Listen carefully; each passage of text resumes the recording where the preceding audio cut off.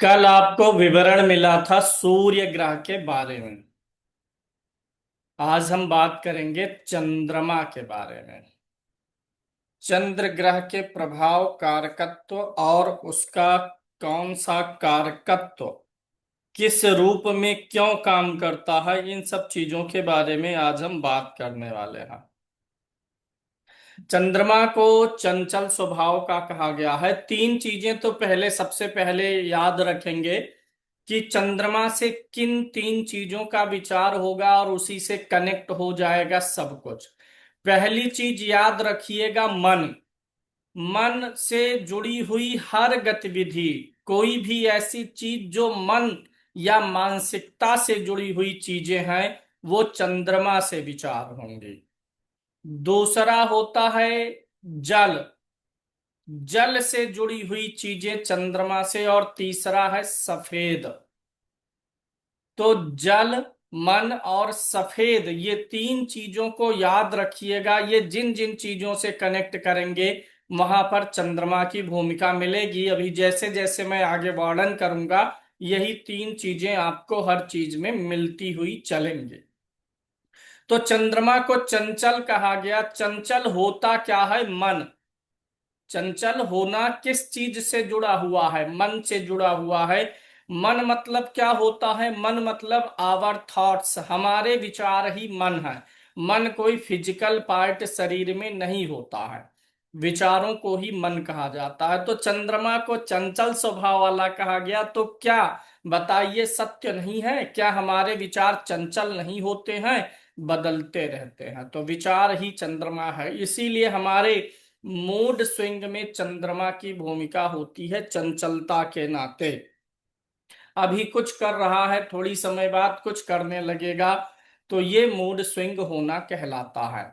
चंद्रमा एक स्त्री ग्रह होता है, इसलिए मन तो सबके अंदर है। मन सबका चंचल है। पुरुष में भी मन है, विचार है, और स्त्री में भी विचार होते हैं, यानी मन होता है। लेकिन चूंकि यह स्त्री ग्रह है, तो स्त्रियों को विशेष रूप से प्रभावित करने लग जाता है। चंद्रमा क्या है? मन। और स्त्री ग्रह है, तो इसलिए स्त्रियों के मन पे चंद्रमा का ज्यादा प्रभाव आता है। इसीलिए स्त्रियों में ममतत्व की भावना अधिक होती है, क्योंकि वही चंद्रमा हमारे आपके अंदर स्त्री पुरुष दोनों के लिए काम करेगा।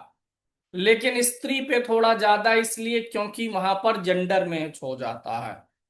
मौसेरे भाई या मौसेरी बहन हो जाती हैं। स्त्री भी स्त्री जेंडर में और चंद्रमा भी स्त्री जेंडर में आ जाता है।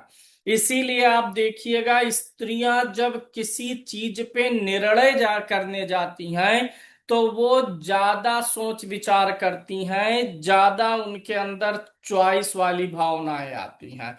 इस बात का निर्णय इसी पे कर लीजिए, अगर एक दुकान पे पुरुष को कपड़ा खरीदना है, तो पुरुष को जितना समय लगता है चुनाव करने में, वहीं अगर किसी स्त्री को कपड़े का चुनाव करना होगा, तो उनको कई बार ज्यादा समय लगेगा। वहां पे उनके ऊपर चंद्रमा का विशेष प्रभाव, क्योंकि चंद्रमा स्त्री और ये भी स्त्री। इसी रंग में दूसरा मॉडल दिखा दीजिए, इसी मॉडल में दूसरा रंग दिखा दीजिए। ये उनका चलता ही रहता है बहुत देर तक। इसी डिजाइन में दूसरा कलर, दूसरे कलर में इसी डिजाइन। तो ऐसे चलता है ना। जबकि पुरुष ऐसा नहीं कर पाता, क्योंकि अगर चंद्रमा पुरुष ग्रह होता तो ये लक्षण पुरुष के अंदर आ गए होते ज्यादा, और स्त्रियों का सिलेक्शन थोड़ा तेज हो जाता। तो ये भी कारण है, बहुत बार आपने सुना होगा कि स्त्रियां ज्यादा समय लेती हैं अगर कहीं पर कुछ चयन करना है। कपड़ा खरीदने गई, साड़ी खरीदने गई, तो तमाम चीजों में भी। और चूंकि इसी कारण से उनका मन भी कोमल होता है। कोमल मन होने के नाते उनका मन अधिक चंचलता से भी भर जाता है। चंद्रमा एक ऐसा ग्रह है जो कि हमें, जो है, कितना हम खुश रहेंगे, दुखी रहेंगे, इन सब को निर्धारित करने वाला चंद्रमा है। क्योंकि चंद्रमा किस चीज का ग्रह है? मन का ग्रह है। तो मन का अगर ग्रह है तो हमारी मानसिकता तय भी यही करेगा। और व्यक्ति की संतुष्टि का स्तर कौन तय करता है? उसकी मानसिकता। कुछ कम में संतुष्ट है, कुछ अधिक पा करके नहीं संतुष्ट है। संतुष्ट होने का कोई पैमाना नहीं होता है। जैसे इसको और अधिक लॉजिक से समझते हैं, तो विजय जी क्या है कि अगर कोई व्यक्ति कहे कि फला आदमी अमीर है, तो फला आदमी अमीर है तो क्या अमीरी का कोई पैमाना है? कितना रुपया हो जाए तो व्यक्ति अमीर हो जाएगा? नहीं है ना। ऐसे क्या गरीबी का कोई पैमाना है? गुप्ता जी, गरीबी का भी कोई पैमाना नहीं है। कहेंगे फला व्यक्ति गरीब है तो वह जितना गरीब होगा, आगे पीछे उसके हो सकता है उससे भी और गरीब मिल जाए, उसके थोड़ा ऊपर भी मिल जाए। ऐसे अमीरी में अगर मैं कह दूं विजय सिंह जी अमीर हैं, तो अमीरी का पैमाना कुछ नहीं बन सकता, क्योंकि अमीर तो अडानी अंबानी भी है। और अमीर जो है आप लोगों में से भी बहुत लोग हैं। तो अगर तुलना कर ली जाए अंबानी अडानी से, इस क्लास में जो लोग अमीर हैं, तब तब आप कहेंगे अब हम गरीब हैं। लेकिन आप अपने लिए, जिनके पास आमतौर पे सब कुछ मेंटेन है, करोड़ दो करोड़ का जिसका आम भारतीय जीवन में करोड़ दो करोड़ का बैलेंस हो जाए, कमा ले, तो वो अपने आप को अमीर कह सकता है। लेकिन ये करोड़ का मानक नहीं है। अमीर होना और गरीब होने का कोई मानक नहीं है। वह व्यक्ति की जरूरत पे निर्भर करता है कि कितनी जरूरत उसके पास थी संसाधनों की। संसाधनों की जरूरत से ऊपर हो गया तो व्यक्ति खुद को अमीर मान लिया, और जब संसाधनों की जरूरत से कम मिलता है तो वही व्यक्ति गरीब रहता है। कोई व्यक्ति साइकिल खरीदने के लिए तरसेगा, कोई मोटरसाइकिल, कोई कार। तो तरस रहा है जहां पे, वहां पे गरीबी है। तो ऐसे ही मानसिकता का भी कोई पैमाना नहीं है, खुश और दुख होने का, संतुष्ट होने का। तो ये चंद्रमा है।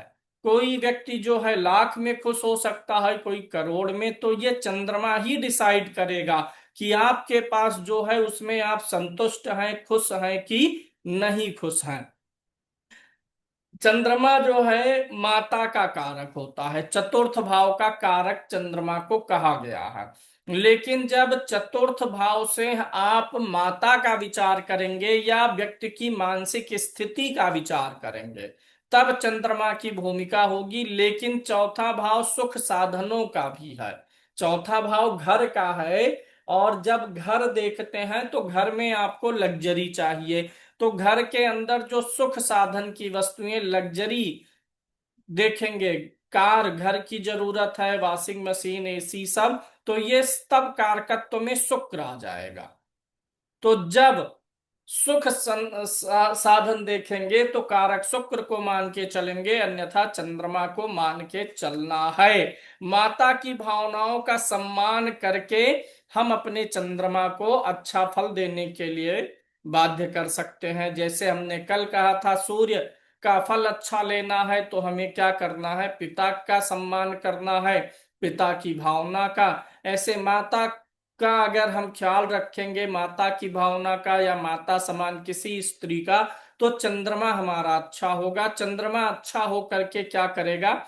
हमारे विचारों को सही दिशा में रखेगा, हमें चिंता, परेशानी, डिप्रेशन नहीं होने देगा। चूंकि मैंने कहा कि चंद्रमा मन से जुड़ा है, तो मन से ही जुड़ी हुई घटनाएं क्या होती हैं?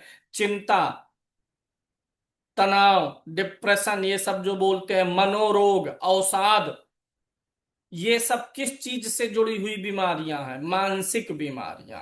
किसी को पागल हम कह देते हैं तो ये भी मानसिक बीमारी। नींद ना आना, मानसिक बीमारी।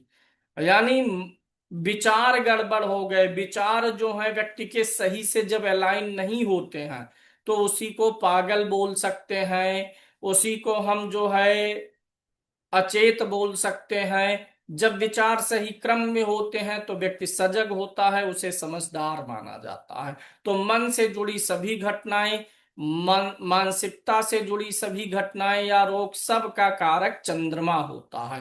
कोई व्यक्ति कहे मन लगना मन ना लगना, तो कोई भी ऐसा सवाल आपके पास आ जाए कि मेरा लड़का है, उसका पढ़ाई में मन नहीं लग रहा है, मेरा काम में मन नहीं लगता, मन नहीं टिकता, ये करने को बहुत मन करता है, तो उन सब चीजों में आपको किस ग्रह को देखना होता है?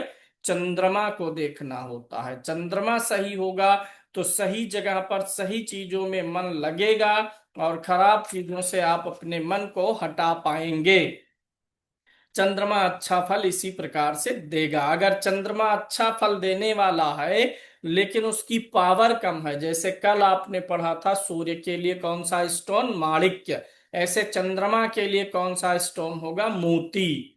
क्योंकि अगर बल्ब में लाइट आ रही है और लाइट धीमी है तो पूरा प्रकाश नहीं देगा।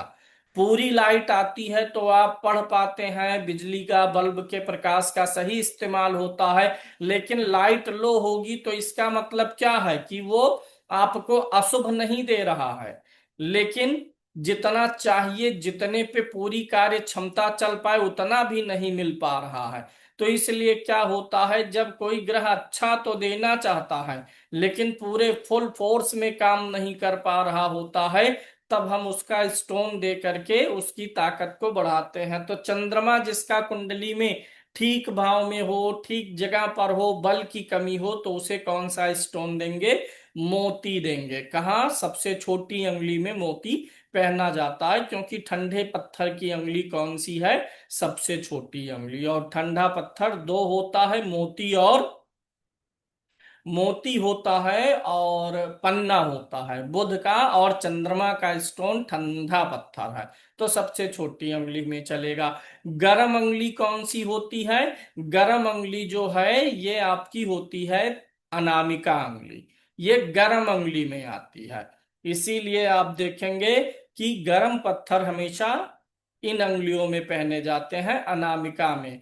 विशेषकर माणिक्य और मूंगा, ये दोनों गर्म पत्थर हैं, दोनों के ग्रह स्वामी भी गर्म हैं और ये गर्म तत्व की अंगुली भी है। जहरीले पत्थर जो होते हैं वो बीच वाली अंगुली में पहने जाते हैं। जहरीले पत्थर में एक तो आपका आता है नीलम, दूसरा आता है हीरा। हीरा पता है कैसे बनता है? हीरा कार्बन से बनता है, आप देखेंगे। और कार्बन को जहरीला ही माना जाता है, कार्बन डाइऑक्साइड पढ़े रहे होंगे, जहरीली गैस है। तो कार्बन जम करके जब बहुत अधिक समय तक पड़ा रहता है तो वही सुंदर रूप ले लेता है, तो वो बन जाता है हीरा, कार्बन से ही बनेगा। तो जहरीले पत्थर जो हैं वो बीच वाली अंगुली में चलेंगे, इसलिए हीरा और नीलम बीच वाली अंगुली में चलता है। दूसरा एक पत्थर होता है जिसको आप बोल सकते हैं कि ये एक ऐसा पत्थर जो ना कि अधिक गर्म है, ना अधिक ठंडा है, ना जहरीला है, यानी एक सौम्य पत्थर। बृहस्पति का पुखराज और शुक्र का ओपल। ओपल जहरीला नहीं है, डायमंड जहरीला है, लेकिन ओपल जहरीले पत्थर में नहीं आता है। तो ओपल और पुखराज आपका चलता है तर्जनी अंगुली में, क्योंकि ये समावेशी अंगुली है, और समावेशी जिसमें सब कुछ मिला हो, जो सब कुछ अपने अंदर समाहित कर सके, ये अंगुली आपकी गुरु वाली होती है। ठीक। तो डायमंड अगर पहनना है तो मिडिल फिंगर, और ओपल है तो तर्जनी में चलेगा, क्योंकि पत्थर की प्रकृति और हमारी मस्तिष्क से होकर के नसें आकर के जुड़ी हुई हैं। कोई भी चीज काम कैसे करती है, हर चीज जो भी हम इस्तेमाल करते हैं, प्रयोग करते हैं, उपाय करते हैं, वह हमारे दिमाग के तरंगों को ही प्रभावित करती है। कोई भी उपाय परिणाम देता कैसे है? हमारे विचारों को बदल करके। मोती पहनेंगे तो ऐसा नहीं है चंद्रमा आकर के आपके ऊपर बैठेंगे। मोती क्या करेगा? दिमाग की तरंगों को, चूंकि कनिष्ठा उंगली से नस आई है, दिमाग ही सारा निर्देश देता है, तो मस्तिष्क जो है मोती पहनने से विचारों को मैनेज करने लग जाएगा, लेकिन सही जगह पर। अब गलत अंगुली में पहनेंगे जो गर्म पत्थर वाली अंगुली है, भाई चाय के साथ दही नहीं खा सकते ना, हर चीज नहीं चलेगा ना, चाय गर्म है, दही ठंडी चीज है। तो ऐसे स्टोन और उसकी अंगुली को भी हमें अलाइन करना पड़ता है। शरीर में जल मन वात, वात जो होता है, वात पित्त कफ ये जो होते हैं, इन्हीं से शरीर संचालित होता है। ये घट बढ़ जाते हैं तो रोग होने लग जाता है। तो शरीर में जल हो गया, मन हो गया, और साथ ही साथ पित्त जो होता है और कफ, ये जो है चंद्रमा से जुड़ी हुई चीजें होती हैं। जब कफ गाढ़ा होता है, जम जाता है, तब बृहस्पति काम करने लगता है। और जब तक कफ लिक्विड रहता है, जब नाक बहती है, तब चंद्रमा काम करता है। यानी कफ में चंद्रमा और बृहस्पति दोनों की भूमिका होती है। लेकिन बृहस्पति वाला कफ जमा हुआ कफ होता है। इसीलिए मृत्यु के समय भी आप आम तौर पे लोगों की मृत्यु कैसे होती है, स्वाभाविक मृत्यु। अगर साधारण मृत्यु मृत्यु हो रही है तो मृत्यु के समय व्यक्ति की सांस रुकती है। कैसे? गले में कफ जमता है। मृत्यु के पहले कुछ समय पूर्व बहुत जोर जोर से गले से आवाज आती है, गड़ गड़ की। ये वही होता है कि कफ उसको जमा देता है। तो उस समय ये क्या होता है कि जो चंद्रमा है कफ के रूप में लिक्विड फॉर्म में शरीर में है, वो बृहस्पति को अपना सारा तत्व दे करके कफ को गाढ़ा कर देता है। क्योंकि मरने के लिए व्यक्ति के विचारों को मरना पड़ेगा। तो चंद्रमा का जो लिक्विड फॉर्म कफ है, जब तक वो जीवित है तब तक विचार जीवित रहेंगे। इसलिए चंद्रमा अपने अस्तित्व को खत्म करने के लिए जो लिक्विड कफ शरीर में है उसे गाढ़े कफ में बदल देता है। यानी चंद्रमा ने खुद को खत्म कर लिया और अब बृहस्पति एक्टिवेट होगा। और बृहस्पति को जीव कारक कहा गया है।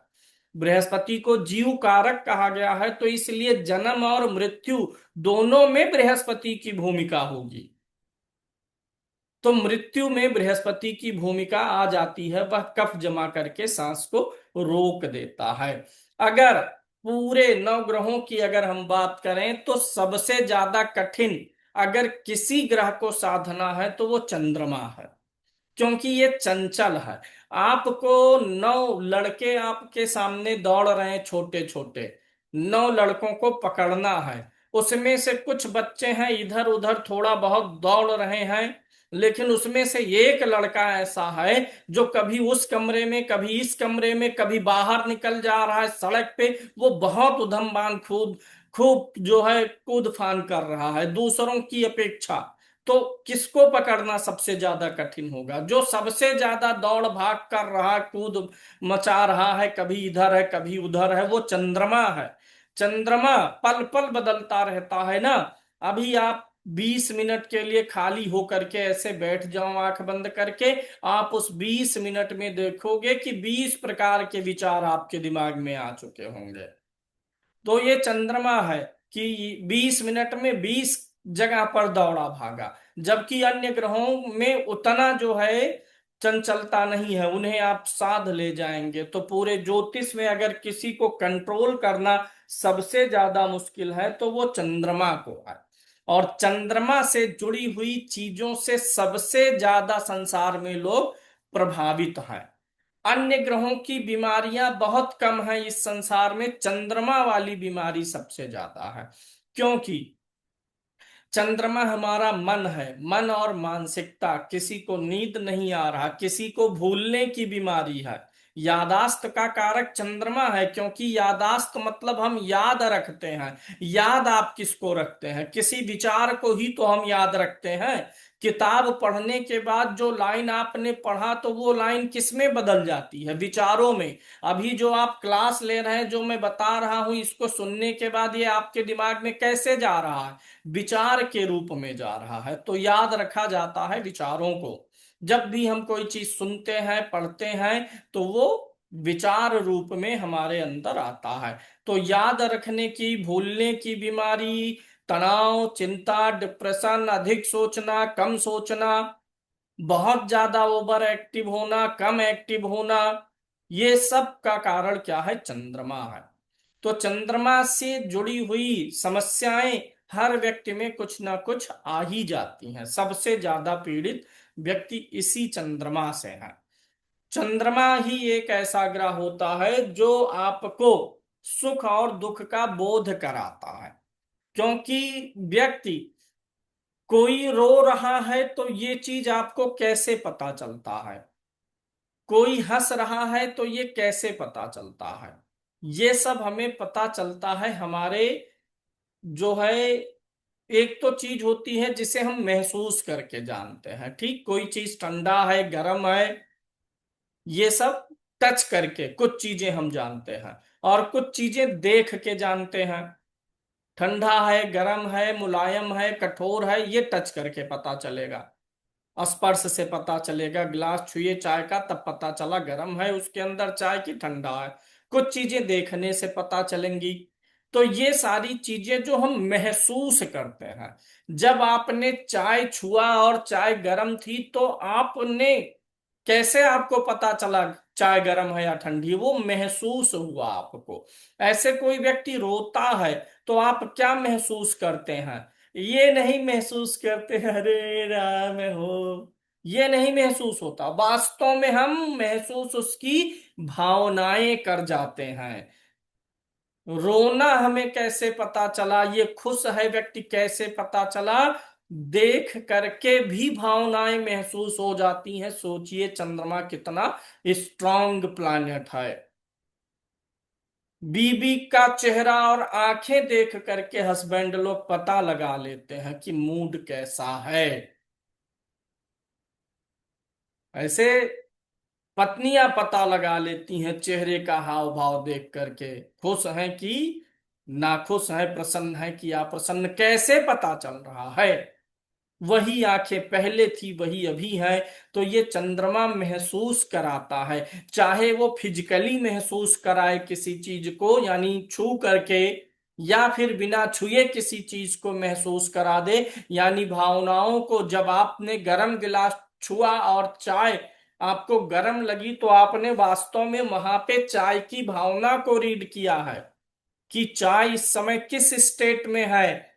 चाय इस समय वार्म स्टेट में है, चाय इस समय कोल्ड स्टेट में है। तो अब नोट करिएगा, की पॉइंट इतने का है, कोई भी चीज किस स्टेट में है, स्टेट माने स्थिति, कोई भी चीज किस स्टेट में है, यह बताने वाला, यह अनुभव के द्वारा बताने वाला ग्रह चंद्रमा है।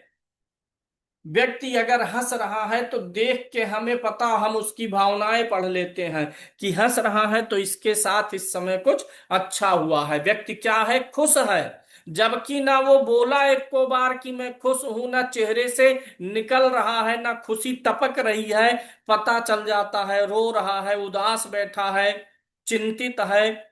तो ये हम भावनाएं पढ़ लेते हैं, ये सब काम चंद्रमा ही कराता है। इसलिए मानसिक स्थिति अपनी हो या दूसरे की हो, या मन स्थिति को पढ़ना हो, मन स्थिति को बताना हो, सब कुछ क्या हो जाता है, चंद्रमा होता है। इसलिए चंद्रमा बहुत महत्वपूर्ण, सबसे महत्वपूर्ण ग्रह है। जिसने चंद्रमा को जीत लिया नौ ग्रहों में, उसके दुख का कोई कारण रह ही नहीं जाता है। जिसने मन को जीत लिया, उसके दुख का कारण को कुछ भी नहीं बनेगा, वह प्रसन्न रहेगा, वह यथार्थ समझ चुका होगा। मन को नियंत्रित कर लेने पे व्यक्ति हम अपनी इच्छाओं को नियंत्रित कर ले जाता है। इच्छाएं नियंत्रित हो जाएं तो फिर व्यक्ति को दुख का आभास नहीं होता है। सूर्य जो है रचनाकार है, तो चंद्रमा उस रचना का भोग करने वाला है। सूर्य आत्मा है, चंद्रमा मन है। आत्मा को मन ही सक्रिय करता है भैया। दया राम जी, आपको शरीर मिल गई, शरीर माने क्या हो गया, आपकी लगन हो गई, लग्न माने शरीर, उसमें सूर्य आके बैठ गया तो आत्मा आ गई। आत्मा आ गई तो आप क्या हो गए, सजीव हो गए। लेकिन अगर उसमें मन ना आए, उस आत्मा का भोग करने ना आए मन, तो ना आपको हंसना आएगा ना आपको रोना आएगा। कोई मजाक करे तो आपको वो मजाक मजाक नहीं लगेगा, कोई क्रोध करे तो आपको पता ही नहीं चलेगा कि ये क्रोध कर रहा है। चंद्रमा ही हमें क्या बना देता है, सूर्य ने सिर्फ क्या किया, हमें सजीव बना दिया कि हाँ हमारे अंदर जीवन है, लेकिन उस जीवन को जीना, यानी सूर्य जीवन है तो चंद्रमा जीवन जीना है। चंद्रमा नहीं रहेगा तो जीवन जिया नहीं जाएगा, यानी एक प्रकार से वह व्यक्ति जिंदा लाश है। और जो आपने सुना है कि लोग समाधि में जाते हैं, तो समाधि में लोग इसीलिए जाते हैं जिंदा लाश बनने के लिए। सारे विचारों को मार दीजिए, मन पे पूर्णतः नियंत्रण, कुछ भी आप नहीं सोच रहे हैं, सांस लेने के बारे में भी आप नहीं सोच रहे हैं, वही क्या होती है समाधि। यानी शरीर है उसमें आत्मा है, लेकिन उस आत्मा को जो जीवन दे रहा, जीना जिसको कह रहे हैं, वो चंद्रमा को आपने कंट्रोल कर लिया। यानी अब आप सजीव रहते हुए क्या हो चुके हैं, मृत हो चुके हैं। यानी अब आप बिना किसी इच्छा के अपनी आत्मा का त्याग करेंगे, क्योंकि जब तक मन है तब तक इच्छाएं तो रहेंगी ना। मन है तब तक इच्छाएं बनी रह जाती हैं। इसीलिए योगी लोग क्या करते हैं, समाधि में जाते हैं कि मन को मार दो, इच्छाओं को मार दो, शरीर रहे उसमें आत्मा, और उसे ऊपर उठा करके ब्रह्म चक्र में पहुंचा करके मुक्त हो जाते हैं। और ब्रह्म चक्र में आत्मा को तभी पहुंचा सकते हैं जब इच्छा ना रहे। नहीं तो पता चला थोड़ी दूर आप अपनी कुंडली जागृत किए, ऊपर लेके जा रहे हैं, बीच में पहुंचा तब तक याद आ गया, कुछ ध्यान भटक गया। ध्यान भटका तो आप अपनी कुंडली जागरण से अपनी आत्मा को ऊपर कंठ तक ले करके आ गए हैं, कुछ दूसरा ध्यान आया वो फिर वहीं टिक गई। अब फिर से ध्यान केंद्रित करना पड़ेगा। इसलिए ये चीज मत सोचिएगा कि जो है समाधि में जाना ये कोई धार्मिक या वैसी चीज है, सबके पीछे साइंस है। समाधि में जाना यही कह रहे हैं कि मन को मार दो, मन को खत्म कर दो, विचार खत्म हो जाएंगे तो आप बिना विचारों के जब मरेंगे तो बिना किसी इच्छा के मरेंगे, और बिना किसी इच्छा के मरना क्या करता है, मोक्ष प्रदान करता है। तो सूर्य रचनाकार है तो चंद्रमा उसका भोक्ता हो गया है। चंद्रमा उस जो है आत्मा को भोग करता है, उसे सुख दुख आदि का आभास दिलवाता है। अब चंद्रमा का अगर महत्व समझना है ज्योतिष में, तो आप ये समझ लीजिए कि ज्योतिष शास्त्र में व्यक्ति का जन्म नक्षत्र कैसे डिसाइड होता है, चंद्रमा से। चंद्रमा जिस राशि में होता है तो वही व्यक्ति का क्या होता है, जन्म नक्षत्र कहा गया ना। पराशरी ज्योतिष का सिद्धांत यही कहता है, पश्चिमी ज्योतिष नहीं। भारतीय ज्योतिष कहती है चंद्रमा जिस नक्षत्र में है वह व्यक्ति का जन्म नक्षत्र है, और व्यक्ति का जन्म किस नक्षत्र में हुआ है उसी आधार पे राजेश जी व्यक्ति को ग्रहों की दशाएं मिलती हैं। जिस नक्षत्र में जन्म हुआ है उस नक्षत्र का जो स्वामी होगा उसकी दशा जीवन में सबसे पहली होगी, जन्म से शुरू हो जाएगी। यानी चंद्रमा का नक्षत्र बता रहा है कि बचपन में किसकी दशा शुरू होगी, जवानी में किसकी आएगी, बुढ़ापे में किसकी आएगी। यानी चंद्रमा डिसाइड कर रहा है कि जीवन में कब कब किस किस पड़ाव पे आप किस ग्रह का भोग करेंगे, किस ग्रह की दशा का भोग करेंगे। ये डिसाइड करने वाला कौन हुआ, चंद्रमा हुआ ना। जब चंद्रमा के नक्षत्र से हो रहा है, आपकी जवानी में कौन सी दशा आएगी, अच्छी दशा आएगी कि खराब आ जाएगी। भाई सबको युवावस्था में अच्छी दशा चाहिए ताकि व्यक्ति अच्छे सेटल हो जाए, पैसा रुपया कमा ले, सुख साधन सुविधाएं भोग ले। अब पता चला जीवन में आई ही नहीं दशा अच्छी, बुढ़ापे में आ रही है, 80 साल पे जब मरने की उम्र आई तब उसका कोई लाभ नहीं है। अच्छी दशा बचपन में ही निकल गई तो माता पिता के द्वारा दिया गया सुख आपने खूब भोग लिया। जब पिता का समय था तो आपको ला करके कार दे दिए रिमोट कंट्रोल वाली, बैठ के घूम रहे थे। जवानी का समय आया तो आपका अच्छा ग्राही नहीं है, अब जिस कार की जरूरत है वो कार आप खरीद ही नहीं पा रहे हैं। तो ये चंद्रमा का इतना महत्व है, उसका नक्षत्र स्वामी जो है चंद्रमा जिस नक्षत्र में है उससे डिसाइड हो जाता है कि आपके जीवन में कब कौन कौन सी दशा आएगी। चंद्रमा को क्या माना गया था उस दिन हमने बताया ही था, वैश्य माना गया था। चंद्रमा क्या है, बिजनेसमैन है। और चंद्रमा की बिजनेस डीलिंग कैसे चलती है? भावनाओं से चलती है। अब भावनाओं से डील करने का मतलब हो गया, आप ये बताओ, जब आपका बच्चा बहुत डरा हुआ है किसी चीज से, तो आप उसे कैसे हैंडल करते हो? क्या आप उसे ज्ञान की बातें बताने लग जाते हो? भगवान श्री कृष्ण ने गीता में अर्जुन को उपदेश दिया है, पुत्र आत्मा अजर है, अमर है, नहीं मरती, इसलिए डरो मत, ऐसे हैंडल करते हैं? नहीं, बच्चे को बच्चे की तरीके से हैंडल करना पड़ेगा। तो हर व्यक्ति को हम उस व्यक्ति की स्थिति के अनुसार हैंडल करते हैं, यानी डील करते हैं। तो किसी भी चीज को जहां हम भावनात्मक रूप से डील करते हैं, वहां पर चंद्रमा वैश्य ग्रह के रूप में काम करने लग जाता है। जैसे अगर कोई व्यक्ति आपके घर में है, रो रहा है, परेशान है, तो आप उसे कैसे डील करेंगे? कोई व्यक्ति को मानसिक पीड़ा है, कष्ट है, परेशानी है, तो बुध वाला व्यापार काम करेगा। लाभ नुकसान से उसको वहां पे वो नहीं डील हो पाएगा। वहां पर हम उसे कैसे डील करते हैं? इमोशनली डील करते हैं। तो जैसे निजी रिश्तों में हमेशा चंद्रमा एक वैश्य ग्रह है, तो चंद्रमा अच्छा होगा तो यानी आप चंद्रमा की डीलिंग, निजी रिश्तों की डीलिंग अच्छी कर लेंगे, भावनाओं की डीलिंग आपकी अच्छी रहेगी। जब भी आपकी पत्नी मुंह फुलाएंगी या आपका पति चेहरा लाल करेगा, तो आप उसे बढ़िया से समझा ले पाओगे, डील कर पाओगे, क्योंकि आपका चंद्रमा है तो इमोशनली डील करना आपको आता है। चंद्रमा नहीं सही है तो आप उसका मुंह पिचकाने के बजाय उल्टा एक दो बार बोलोगे, फिर मुंह खुदे फुला के बैठ जाओगे। तो ये चंद्रमा की इतनी बड़ी विशेषता है। चंद्रमा से विचारणीय चीजों में एक तो हमने मन बता दिया, अभी तक जो हमने चर्चा की उसमें ज्यादातर मन वाली ही चीजें आई हैं। दूसरा जल वाली चीजें हैं, जल में सभी लिक्विड चंद्रमा में आएंगे। लिक्विड का कलर बदलते समय दूसरा ग्रह भी शामिल हो जाएगा, लेकिन चंद्रमा रहेगा ही रहेगा। तो जितने भी लिक्विड हैं सब किस में आ जाएंगे? चंद्रमा में। डेयरी प्रोडक्ट किस में आ जाएंगे? चंद्रमा में।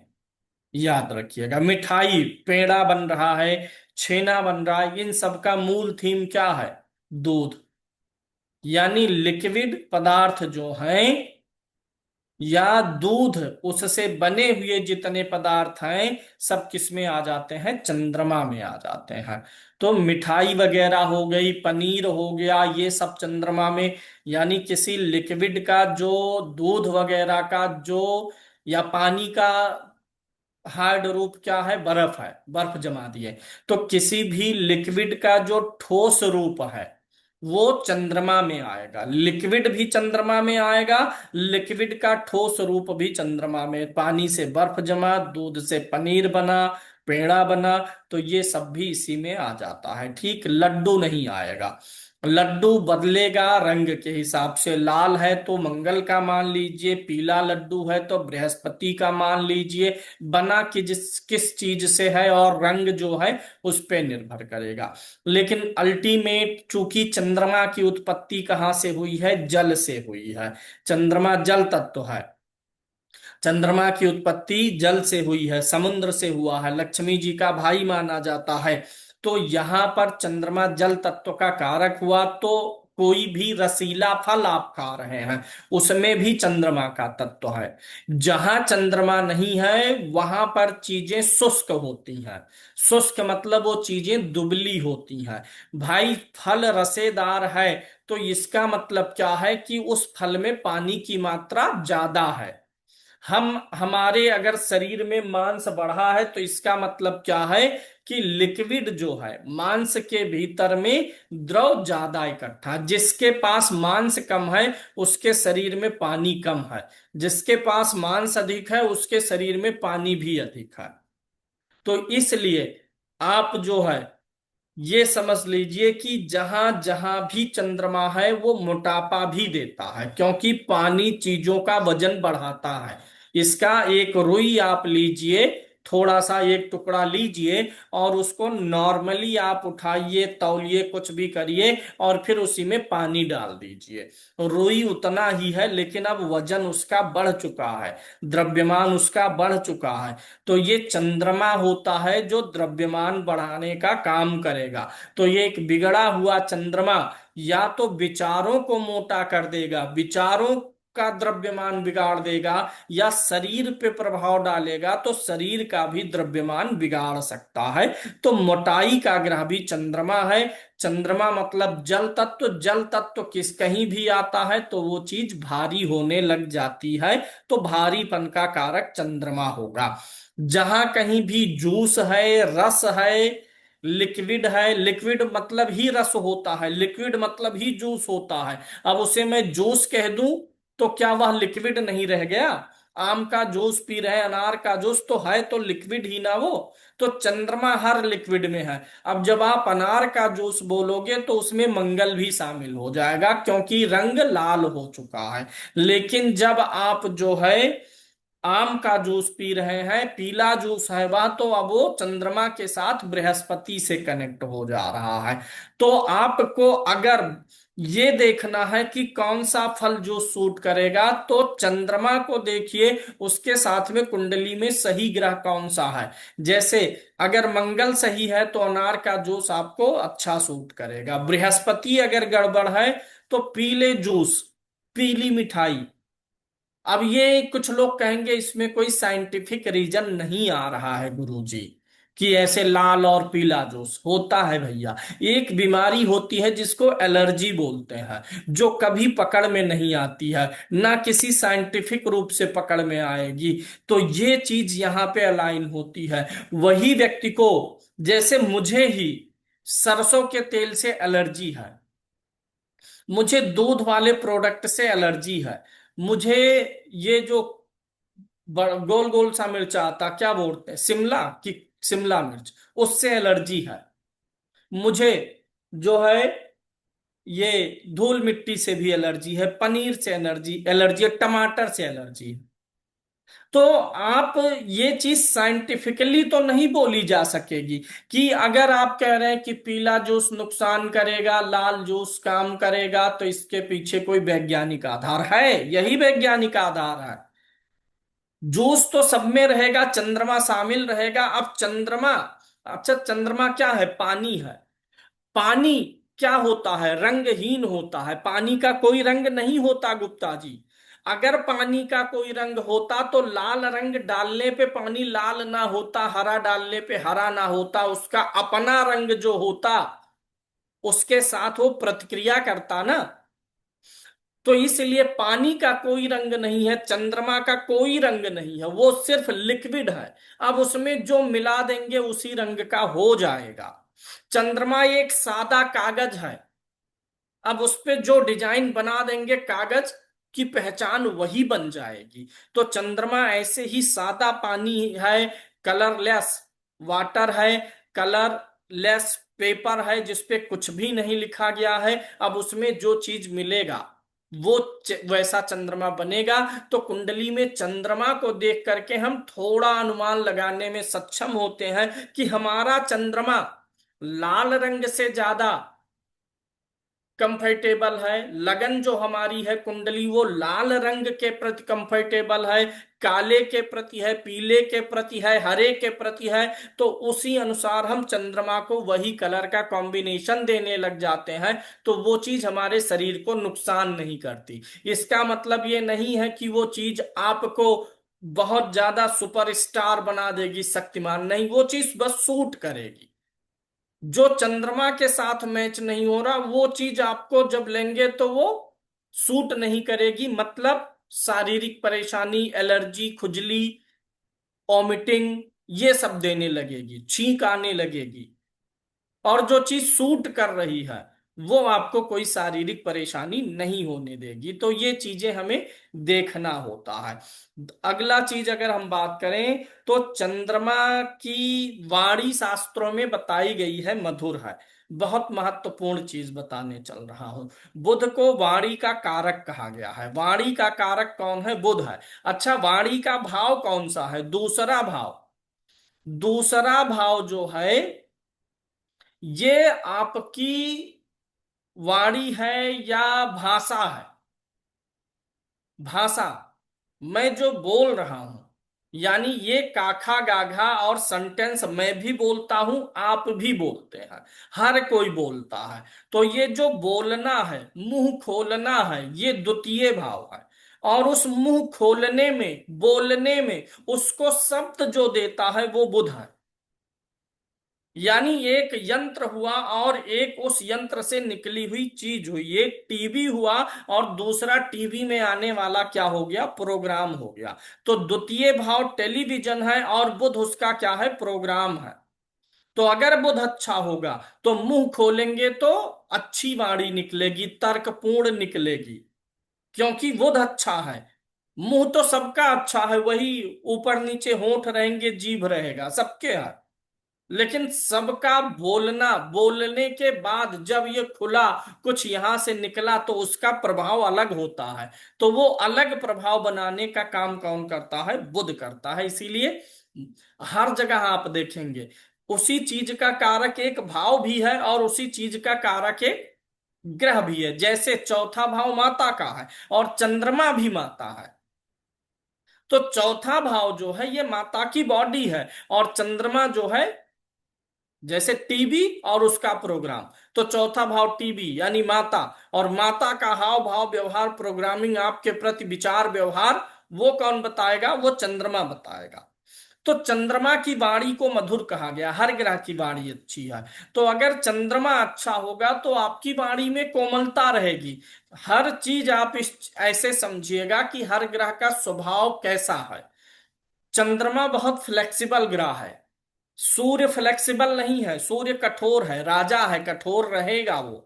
ऐसा थोड़े रहेगा कि कठोर ना रहे, जाके कुछ भी बोल दिए तो आपके अनुसार बदल गया, थोड़े समय बाद दूसरा आदमी गया, वो बोल दिया तो उसके अनुसार बदल जाए। तो सबसे फ्लेक्सिबल ग्रह चंद्रमा है। क्यों? क्योंकि जो चीज चंचल होती है वो सबसे ज्यादा फ्लेक्सिबल होती है।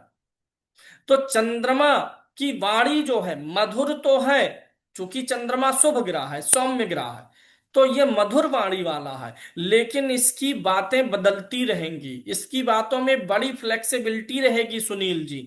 चंद्रमा अपनी बातों पे अडिग नहीं रहता है। चंद्रमा जैसे रोज घटता बढ़ता रहता है, आज इतना छोटा दिखेगा, कल और बड़ा, परसों और बड़ा, एक दिन पूरा गोल हो जाएगा, फिर छोटा होगा, जैसे बदलता रहता है। ऐसे चंद्रमा वाले व्यक्ति, द्वितीय भाव में चंद्रमा हो तो ऐसे लोगों की वाणी भी बदलेगी। ऐसे लोग, ऐसा नहीं है कि एक बार कह दिए कि जाओ मैं आज के बाद तुम्हारा चेहरा नहीं देखूंगा, 2 घंटे बाद आप हमसे बात करेंगे, समझाएंगे, हाँ आप तुम्हारा चेहरा रोज एक बार देखूंगा। ऐसा बोलेंगे, वो फ्लेक्सिबल है। यानी चंद्रमा की वाणी ऐसी है कि वो जिद पे नहीं अड़ती है, वो बदलती है, वो समय के साथ हमेशा समझौता कर लेती है, उसमें जिद नहीं है, उसमें अहंकार नहीं है, फ्लेक्सिबिलिटी है, लचीलापन है। अभी जो कह रहा है कल तक उस पे बदल जाएगा।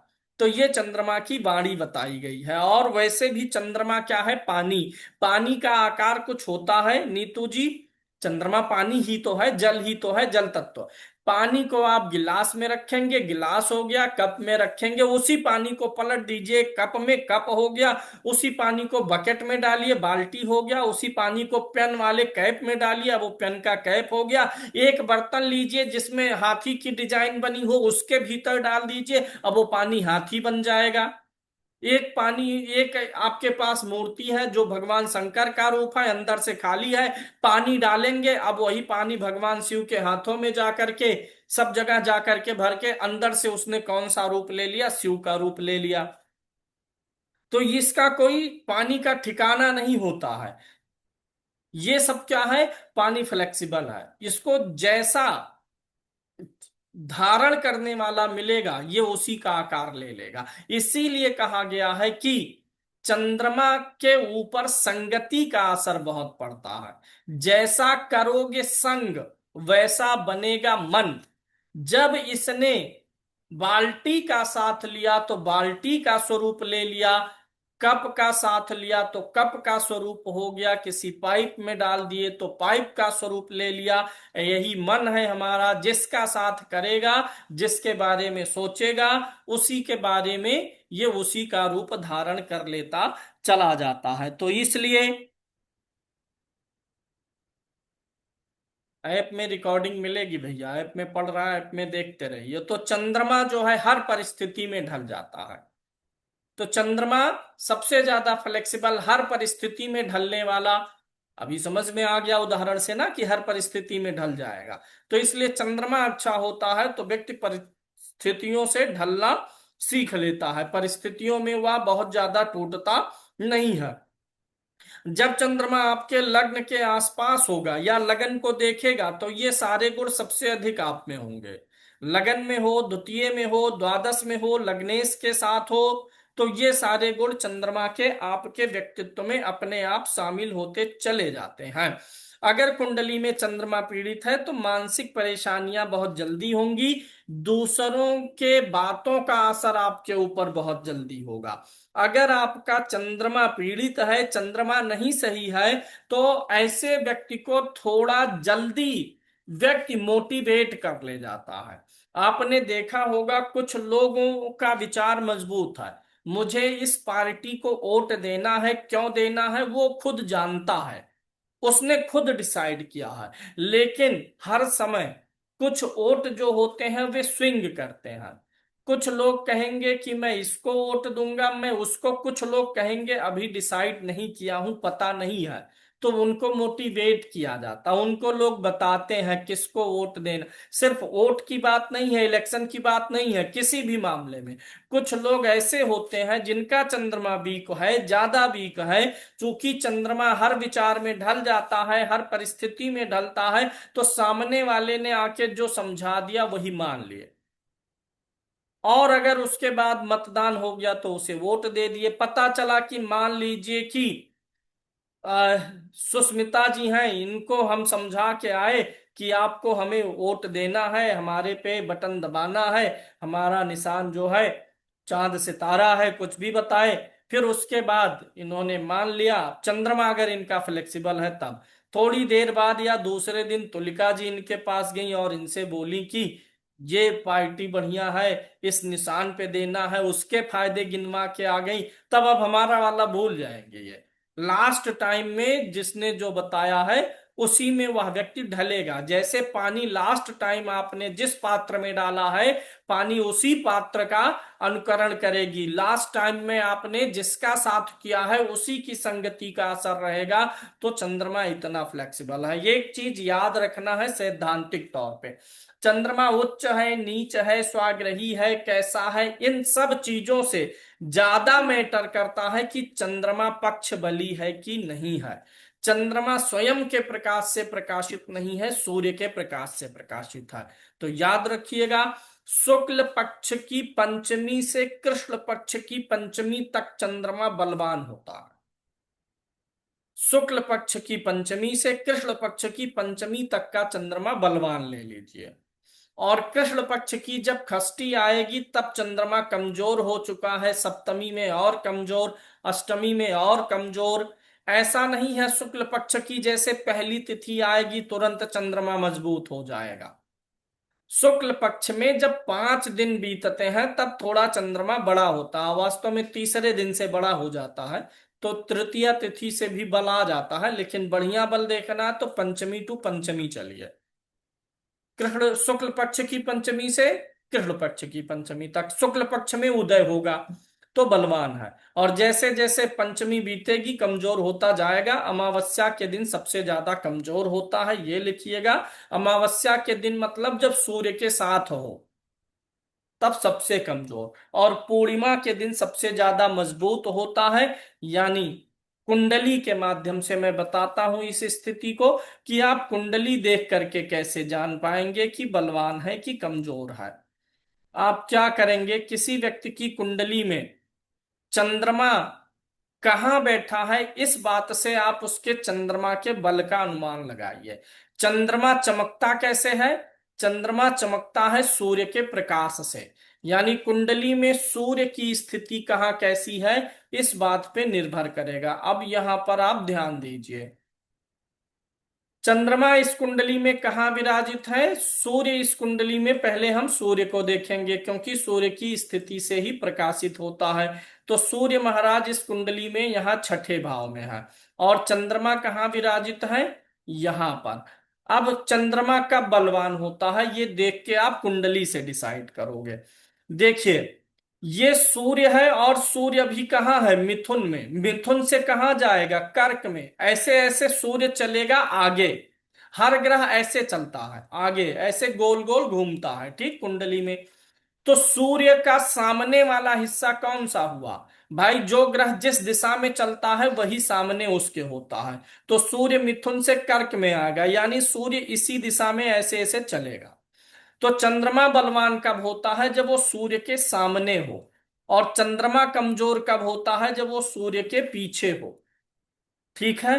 तो कुंडली में जब चंद्रमा सूर्य से कम द्वितीय भाव, 12 भाव होते हैं, तो आप तीसरे भाव से ले लीजिए।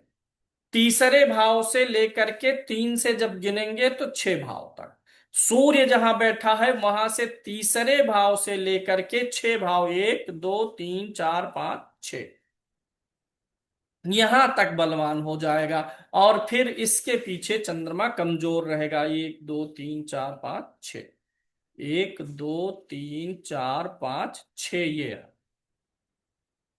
ठीक है। जहां सूर्य बैठा है वहां से तीसरे भाव से चंद्रमा बलवान, किस भाव तक, छठे भाव तक। यानी आप लिखिएगा, कुंडली में सूर्य जहां बैठा है वहां से तीसरे भाव से, सूर्य जहां बैठा है वहां से तीसरे भाव से अष्टम भाव तक अगर चंद्रमा है, सूर्य से तीसरे से आठवें तक, तो चंद्रमा को बलवान समझिए। और जब चंद्रमा सूर्य से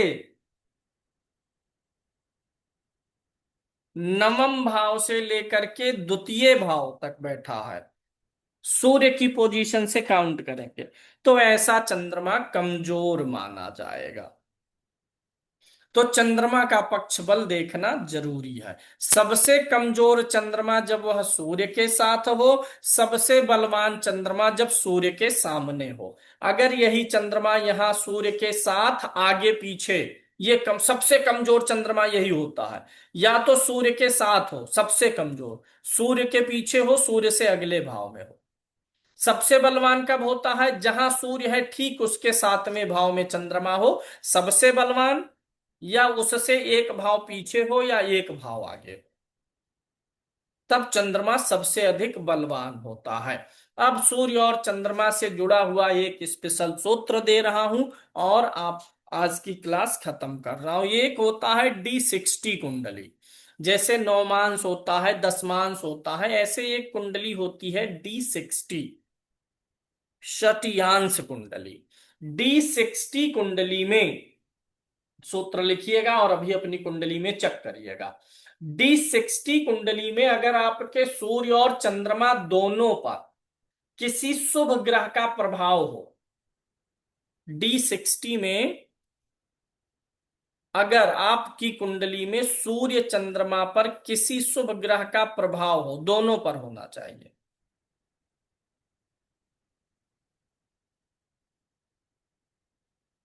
तो आप ऐसा मान सकते हैं कि आपके ऊपर ईश्वरीय कृपा है। यहां आपके सामने D60 कुंडली ऐसे खुलेगी, इसे आप डी सिक्सटी में सूर्य और चंद्रमा दोनों पे शुभ ग्रह का प्रभाव, मतलब सूर्य और चंद्रमा के साथ बृहस्पति, शुक्र या बुध बैठे हो या दृष्टि डाल रहे हो। सबसे अच्छा तो तब है जब बृहस्पति और शुक्र सूर्य चंद्रमा के साथ हो या दृष्टि डाल रहे हो। जैसे इस कुंडली में सूर्य के साथ में शुभ ग्रह शुक्र है, लेकिन चंद्रमा के साथ में कोई शुभ ग्रह नहीं है। पहली स्थिति शुभ ग्रह का साथ होना, ये ज्यादा संभावनाएं बताएगा कि आपके ऊपर ईश्वर की ज्यादा कृपा है। अगर दृष्टि है तो उससे थोड़ी कम। तो यहां पर सूर्य के साथ तो शुभ ग्रह शुक्र है, लेकिन चंद्रमा के साथ तो क्रूर ग्रह है। और इसी का अपोजिट लगा लीजिए, अगर D60 में सूर्य चंद्रमा दोनों पे क्रूर ग्रह का इंपैक्ट है, तो आप समझ लीजिए कि ब्लेसिंग्स, आशीर्वाद, ईश्वरीय कृपा आपके ऊपर बहुत देर से पहुंचती है। आपके पास है नहीं, आपको बुलाना पड़ता है।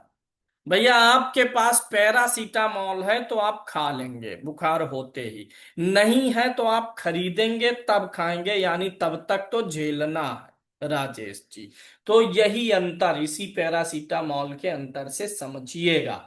अगर D60 में सूर्य चंद्रमा शुभ इंपैक्ट में है, तो आपको जरूरत वाली चीजें, साधन संसाधन जल्दी जल्दी मिलते चले जाते हैं। यानी आपको कोई काम करना है, जब आप एस्ट्रोलॉजी सीखने के बारे में सीखना चाह रहे हैं, तो पता चलेगा ना कि उससे जुड़ी हुई चीजें अपने आप आपको मिलने लग जाएंगी। टीचर मिल जाएगा, ऐसे अपने आप कहीं वीडियो वीडियो देखते समय अच्छी किताब मिल जाएगी, उससे संबंधित लोग आपको, होता है ना बहुत बार आपने देखा होगा जीवन में कि हम कुछ चीज सोच रहे होते हैं तो उसी से जुड़ा हुआ हम हमारे जीवन में लोग और चीजें आनी शुरू हो जाती हैं। स्कूल खोलने के बारे में सोचे तो पता चल रहा है कि उस महीने में 2-3 टीचर से मुलाकात हो गई अपने आप, उसके पहले नहीं होता था। तो ये अगर सूर्य चंद्रमा पे इम्पैक्ट है तो ये ईश्वरीय कृपा ऐसे ही काम करेगी। और अगर क्रूर ग्रह है, तब तब ऐसा नहीं है कि आपके ऊपर ईश्वर की कृपा नहीं है, तब अपने आप कुछ नहीं आने वाला है, आपको लाना पड़ेगा। पैरासीटामोल मेडिकल स्टोर पे जाके खरीदना पड़ेगा, पहले से आपके पास नहीं है। तो चलिए आज चंद्रमा तक सीमित रहेंगे, कल के क्लास की सूचना कल देंगे। और पर्याप्त है, अगले ग्रह पे जाना उचित भी नहीं है।